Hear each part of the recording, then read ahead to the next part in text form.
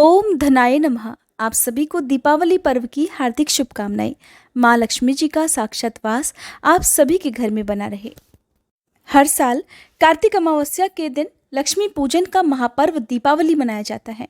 इस दिन लक्ष्मी जी और गणेश जी के पूजन का विधान है। साथ ही मान्यता है कि इसी दिन भगवान श्री राम लंका पर विजय प्राप्त करके वापस अयोध्या लौटे थे, जिसकी खुशी में अयोध्या वासियों ने पूरे नगर में दीप जलाकर दीपोत्सव मनाकर भगवान का स्वागत किया था। और इसी उपलक्ष्य में हम आज भी हर साल दीपावली का ये जगमग करता हुआ त्योहार मनाते हैं। ये दिन माँ लक्ष्मी जी के पूजन के लिए विशेष है। मान्यता है कि इस दिन लक्ष्मी जी का पूजन विधि विधान से करने से सभी मनोकामनाओं की पूर्ति हो जाती है। दिवाली के पूजन में माँ लक्ष्मी जी की पौराणिक कथा और आरती का पाठ जरूर करना चाहिए। ऐसा करने से ही माँ लक्ष्मी जी का पूजन सफल होता है और घर में सुख समृद्धि का आगमन होता है। एक बार शौनक आदि ऋषियों के पूछने पर सनत कुमार जी ने कहा कि हे महानुभाव, कार्तिक की अमावस्या को प्रातःकाल स्नान करके भक्ति पूर्वक पितर और देव पूजन करना चाहिए। उस दिन रोगी और बालक के अलावा किसी अन्य व्यक्ति को भोजन नहीं करना चाहिए।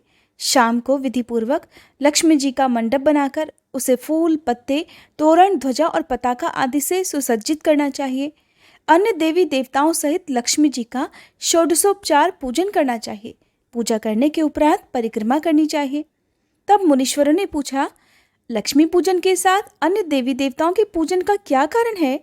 तब सनत कुमार जी कहने लगे, लक्ष्मी जी समस्त देवी देवताओं के साथ राजा बलि के यहाँ बंधक थीं। तब आज ही के दिन भगवान विष्णु ने उन सब को कैद से छुड़ाया था। बंधन मुक्त होते ही सब देवता लक्ष्मी जी के साथ जाकर क्षीर सागर में सो गए। इसलिए अब हमें अपने अपने घरों में उनके शयन का ऐसा प्रबंध करना चाहिए कि वे क्षीर सागर की ओर ना जाकर स्वच्छ स्थान और कोमल शैया पाकर यहीं विश्राम करें। जो लोग आज के दिन लक्ष्मी जी के स्वागत की तैयारियां उत्साहपूर्वक करते हैं, उनको छोड़कर लक्ष्मी जी कहीं भी नहीं जाती। रात के समय लक्ष्मी जी का आह्वान और विधि पूर्वक पूजन करके उन्हें विविध प्रकार के मिष्ठान्न का नैवेद्य अर्पण करना चाहिए। दीप जलाने चाहिए। दीपावली की रात को अगर अपने सिर के ऊपर से एक जलता हुआ दीपक 7 बार उतारा जाए, उसके बाद किसी चौराहे पर या शमशान में रख दिया जाए, तो उससे हर प्रकार के अनिष्ट की आशंका से बचा जा सकता है और ऐसे लोगों को किसी की बुरी नज़र भी नहीं लगती। अब सुनिए दीपावली के दिन सुनी जाने वाली सबसे प्रचलित और पौराणिक कथाएं। पहली पौराणिक कथा के अनुसार एक साहूकार था। उसकी बेटी हर दिन पीपल के पेड़ पर जल चढ़ाने जाया करती। पीपल के वृक्ष पर लक्ष्मी जी का भी वास माना जाता है। एक दिन लक्ष्मी जी ने प्रकट होकर साहूकार की पुत्री से कहा कि तुम मेरी सहेली बन जाओ। उसने पिता से पूछकर उत्तर देने को कहा। घर आकर बेटी ने अपने पिता को सारी बात बताई। बेटी की बात सुनकर साहूकार ने हाँ कह दिया। अगले ही दिन साहूकार की बेटी ने लक्ष्मी जी को अपनी सहेली बना लिया। अब दोनों में अच्छी दोस्ती हो गई और सखियों की तरह वे एक दूसरे से बातें करने लगती। एक दिन लक्ष्मी जी साहूकार की बेटी को अपने घर लेकर आईं। लक्ष्मी जी ने अपने घर में साहूकार की बेटी का खूब आदर सत्कार किया और तरह तरह के पकवान परोसे। जब वह लड़की अपने घर वापस लौटने लगी तो लक्ष्मी जी ने उससे पूछा, मैंने तो तुम्हें अपने घर बुला लिया, अब ये बताओ कि तुम मुझे अपने घर कब बुलाओगी? ये बात सुनकर साहूकार की पुत्री को थोड़ी चिंता हुई कि उसकी सहेली ने तो उसका इतना आदर सत्कार किया, तरह तरह के व्यंजन परोसे, लेकिन उसकी तो आर्थिक स्थिति ठीक नहीं है। वो अपनी सहेली की तरह इतने अच्छे अच्छे पकवान तो उन्हें नहीं परोस सकती। अब साहूकार की पुत्री ने लक्ष्मी जी से कहा कि मैं अपने पिता से पूछकर तुम्हें बताऊंगी। साहूकार की बेटी ने अपने पिता को घर आकर सारी बात बताई तो साहूकार ने अपनी बेटी से कहा कि वो अपनी सहेली को अपने घर पर जरूर आमंत्रित करे। साहूकार की बेटी ने आर्थिक स्थिति ठीक न होने के बाद भी अपनी सहेली को अपने घर पर आमंत्रित कर तो दिया, लेकिन उनका स्वागत करने में वो घबरा रही थी, क्योंकि उसके घर में ना तो बिठाने के लिए अच्छी जगह थी, ना ही तरह तरह के पकवान थे जो वो अपनी सहेली को परोस सकती। उधर साहूकार अपनी बेटी की मनोदशा अच्छे से जानता था। उसने अपनी बेटी को समझाते हुए कहा कि बेटी तुम चिंता मत करो, तुरंत घर की साफ सफाई करके चौका मिट्टी से लीप दो। इसके साथ ही 4 बत्ती वाला दिया लक्ष्मी जी के नाम से जलाने के लिए भी साहूकार ने अपनी बेटी से कह दिया। ठीक उसी समय एक चील किसी रानी का नौलखा हार लेकर साहूकार के घर पर गिराकर चली गई। साहूकार की बेटी ने उस हार को बेचकर अब भोजन की तैयारी की। थोड़ी ही देर में लक्ष्मी जी भगवान गणेश के साथ साहूकार के घर पर आई। क्योंकि वे दोनों ही भेष बदलकर उनके घर पधारे थे, इसलिए साहूकार और उसकी पुत्री उन दोनों को पहचान नहीं पाए। साहूकार ने अपनी पुत्री के साथ मिलकर लक्ष्मी जी और भगवान गणेश की बहुत सेवा की और किसी चीज की कोई कमी नहीं होनी थी। उनकी जैसी सामर्थ्य थी उसके अनुसार उन्होंने पकवान बनाकर उन्हें परोसे। माँ लक्ष्मी जी दोनों की सेवा से बहुत प्रसन्न हुई और फिर उनके वरदान से साहूकार और उसकी बेटी की आर्थिक स्थिति अच्छी हो गई और वे धनवान बन गए। मान्यता है कि तभी से जगमग करता हुआ दीपावली का ये त्योहार मनाया जाता है और इस रात दीप जलाकर अंधेरे को दूर भगाया जाता है। दिवाली की दूसरी पौराणिक कथा के अनुसार एक बार कार्तिक मास की अमावस को लक्ष्मी जी भ्रमण पर निकली, लेकिन पूरे संसार में चारों ओर अंधकार ही अंधकार था, तो वे रास्ता भूल गई। उन्होंने निश्चय किया कि रात को वे मृत्युलोक में बिताएंगी, सूर्योदय के बाद वैकुंठ लोक में वापस पहुंच जाएंगी। मगर उन्होंने देखा कि सभी लोग मृत्युलोक में अपने अपने घरों में दरवाजा बंद करके सो रहे हैं।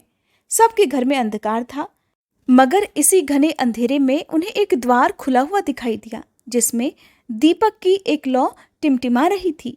वे उस प्रकाश की ओर ही चल दी। जहां पहुंचने पर उन्होंने एक वृद्ध महिला को चरखा चलाते हुए देखा। रात्रि विश्राम की अनुमति लेकर वह उसी वृद्धा की कुटिया में रुक गई। वृद्धा माँ लक्ष्मी जी को बिस्तर आदि देकर दोबारा काम में लग गई। चरखा चलाते चलाते उन वृद्धा की आंख लग गई। अगले दिन सुबह उठने पर उन्होंने देखा कि उनके घर में जो अतिथि आई थी वो तो जा चुकी हैं, लेकिन उनकी कुटिया की जगह पर एक शानदार महल खड़ा हो गया था। हर ओर धन धान्य रत्न जेवरात बिखरे हुए थे। तब से कार्तिक अमावस्या की रात को दीप जलाने की परंपरा चली आ रही है और इस रात को लोग द्वार खोलकर लक्ष्मी जी के आगमन की प्रतीक्षा करते हैं। क्योंकि इस बार बड़ी दिवाली और छोटी दिवाली, जिसे नरक चतुर्दशी के रूप में भी मनाया जाता है, एक ही दिन है, इसलिए आज की इस वीडियो में अब आप सुनिए नरक चतुर्दशी यानी कि छोटी दिवाली की कथा। कहते हैं कि नरक चतुर्दशी के दिन ही भगवान श्री कृष्ण ने अत्याचारी और दुराचारी नरकासुर का वध किया था और 16,100 कन्याओं को नरकासुर के बंदी गृह से मुक्त कर उन्हें सम्मान प्रदान किया था। इस उपलक्ष्य में भी दीप जलाकर स्वागत सत्कार करके खुशियां मनाई जाती हैं। नरक चतुर्दशी के दिन ही रात को यम दीपक भी जलाया जाता है। पुराणों में नरक चतुर्दशी से संबंधित एक और कथा मिलती है, जिसके अनुसार एक समय यमराज ने अपने दूतों से पूछा कि हे यमदूतों, क्या तुम्हें प्राणियों के प्राण हरते समय किसी पर दया नहीं आती? पहले तो यमदूत सोच में पड़ गए, फिर कहने लगे कि नहीं महाराज, किंतु यमराज को उनकी बातों पर विश्वास नहीं हुआ। उन्होंने फिर से पूछा। तब दोबारा आग्रह करने पर दूतों ने एक घटना का उल्लेख किया।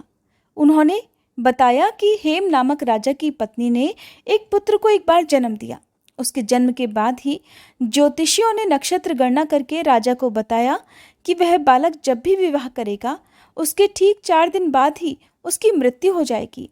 ये जानने के बाद उस राजा ने बालक को यमुना नदी के तट पर एक गुफा में ब्रह्मचारी के रूप में रखकर उसका लालन पालन किया।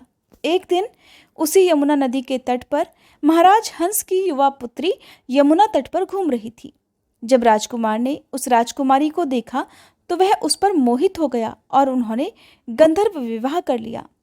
ज्योतिष गणना के अनुसार जैसे ही विवाह के बाद 4था दिन पूरा हुआ, राजकुमार की मृत्यु हो गई। अपने पति की मृत्यु देखकर राजकुमारी बिलख बिलख कर रोने लगी। यमदूतों ने यमराज से कहा कि महाराज, उस नवविवाहिता का करुण विलाप सुनकर हमारा हृदय भी कांप उठा था। यमदूतों ने कहा कि उस राजकुमार के प्राण हरते समय हे यमराज, हमारे भी आंसू नहीं रुक पा रहे थे। तभी एक यमदूत ने यमराज से पूछा कि हे यमराज, क्या अकाल मृत्यु से बचने का कोई उपाय नहीं है? इस पर यमराज ने उन्हें एक उपाय के बारे में बताया कि नरक चतुर्दशी के दिन अकाल मृत्यु से छुटकारा पाने के लिए व्यक्ति को पूजन और दीपदान विधि विधान के साथ करना चाहिए। जिस घर में नरक चतुर्दशी के दिन दीपदान किया जाता है वहां के लोगों को अकाल मृत्यु का भय नहीं सताता। इस कारण ही नरक चतुर्दशी के दिन यम के नाम का दीपदान करने की भी परंपरा है। ये थी दीपावली और छोटी दीपावली के दिन सुनी जाने वाली कुछ पौराणिक कथाएं। अगर आपको ये वीडियो पसंद आई हो तो प्लीज़ वीडियो को लाइक करके हमारे चैनल को सब्सक्राइब जरूर कीजिएगा। और आजकल आप हमारे चैनल पर कार्तिक मास महात्म्य की कथाएं भी सुन सकते हैं, जो कि पूरे कार्तिक मास में आपको सुनाई जाएंगी।